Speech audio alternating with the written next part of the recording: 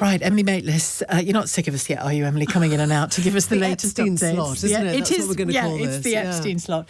Well, listen, we've been getting calls from people this hour already talking about whether Andrew should or shouldn't, will or won't go and give evidence to this oversight committee. It's not looking likely, is it?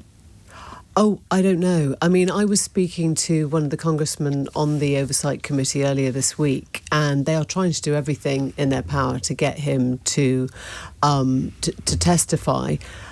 I guess, I mean, why would he? Why would he? They've made it clear that if he sets foot in the US, they can subpoena him, but I can't see a world in which he goes towards something like that right now. No. It would have to be in person, would it? And he would have to do it under oath if he went, I imagine. I don't know. Hard to know. I mean, I thought he could do it down the line. I thought it was possible. I mean, they've said, obviously, we will try and make it.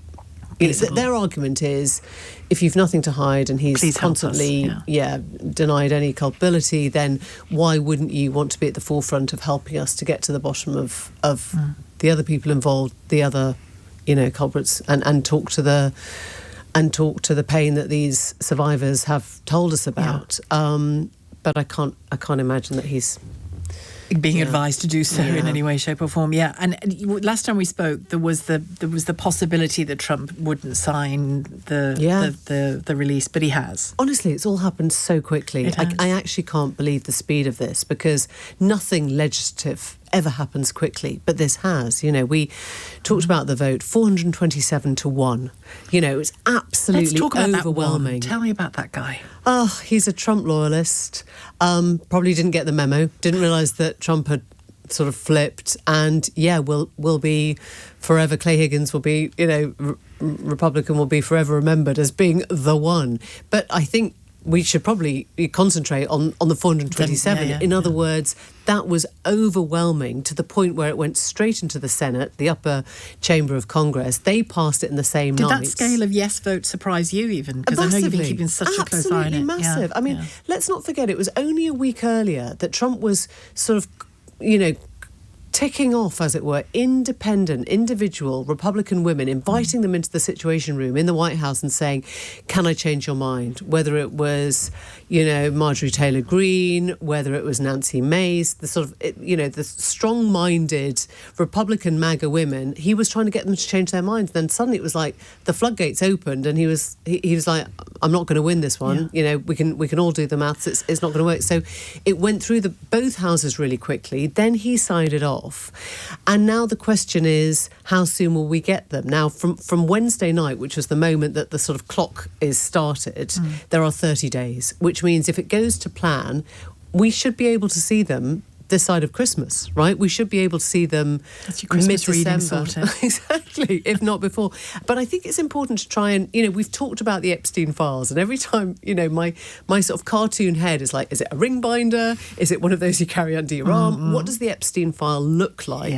And I think it's important to try and get across what people are going to be looking for in the downloads as they come. So far, we have had 23,000 emails that were all Jeffrey Epstein emails. So that was the sort of the drop that we talked about last week. This time, and this is critical, it's going to be witness statements themselves. It's the stuff that witnesses actually took to the police, they took to the FBI, they took to investigators. So it is credible evidence that the police have already gathered. They've been sitting on this stuff since 2006, 7, 8. And presumably some of it has been used already to prosecute Ghislaine Maxwell and Jeffrey Epstein, some of that evidence. Well, obviously they never got round to a full prosecution of Epstein. He died. Certainly they put Ghislaine behind bars in it. But because he had a deal to start with. He made it early on in the process. The tragedy of this was that he should have faced trial in 2008. And for some reason, that trial went away. It turned into a sweetheart plea deal. Now, that is one of the biggest questions of the whole Epstein case, in my mind. Who made that go away? Who wanted that to disappear? On such serious They had 40 witnesses at the time who'd come forward. They had, police records. They had the Palm Beach police. They had the FBI. They had a case built up, ready to go to trial. And then the trial just got sort of swept under the carpet. So what we're going to get now is Internal Justice Department communications. We will get the flight logs. Which might answer some of those questions. Exactly. Yeah. We will get correspondence, we'll get bank records, we'll get witness interviews, we'll get communications, we'll get files from his electronic devices. And I think it's important. We also, you were asking whether we'd get images, videos. He recorded a lot, didn't he? Yeah, Video we will get that. We should be able to get the stuff that he took in his house. You know, he recorded everyone who came in and out. So it's going to be absolutely massive if it's not redacted. And I guess one of the questions is, you know, are we going to find a smoking gun here? Is it going to be something that makes you suddenly go, he's a criminal, he was implicated, all the rest of it? I think that's unlikely. But I mean, who knows? But I don't think we're going to get one solid thing that says X, Y, Z is a criminal. I think what we will get is stuff that undermines a lot of people's stories that they've told and points to damaging and points to potentially incriminating behaviour. And even if not incriminating, even if not incriminating, we've already seen from Lord Mandelson just a small email, really, a small number of emails that revealed the continuation of that friendship was enough for him to lose the ambassadorship. Yeah. So it's reputations and jobs as much as it is anything else, isn't it, for some people? Look, I think it will give us a much bigger picture of who was in that circle, and then the work starts.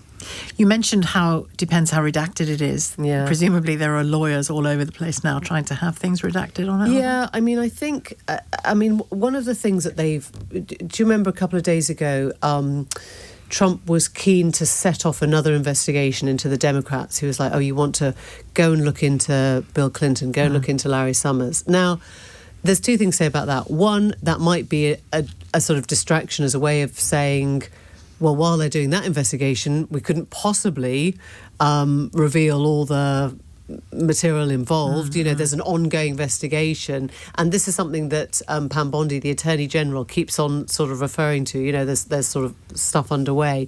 But I also think that, do you remember before they release them, when they decided, in fact, not to release them before the summer, they said, oh, we've been through it, there's kind of nothing to see here. Yeah. So it's going to be kind of a curious...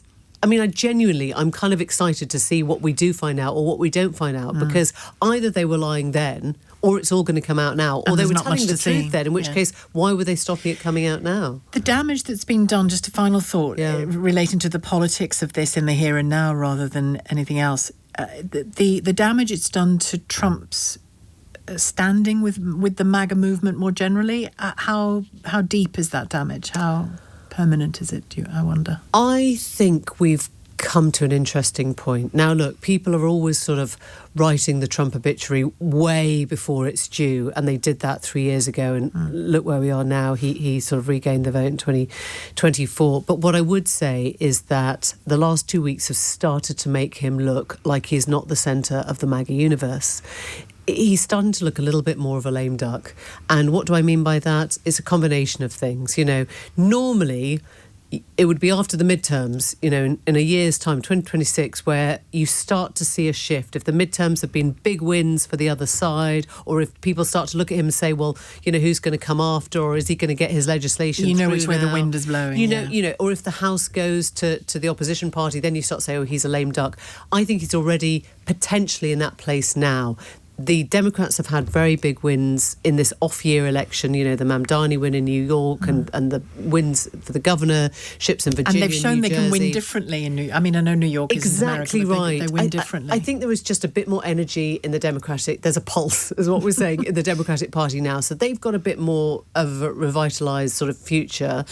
And I think most importantly of all, there are Republicans that have stood up to Trump because they realised or they believed that their constituents were a louder voice than their president. And the person we have not heard from in this whole saga, J.D. Vance, the vice president. The man Why waiting. not? Yeah? Is he just trying to keep himself right away from this whole episode? Are people starting to go, Trump, yeah, fine, but what comes next?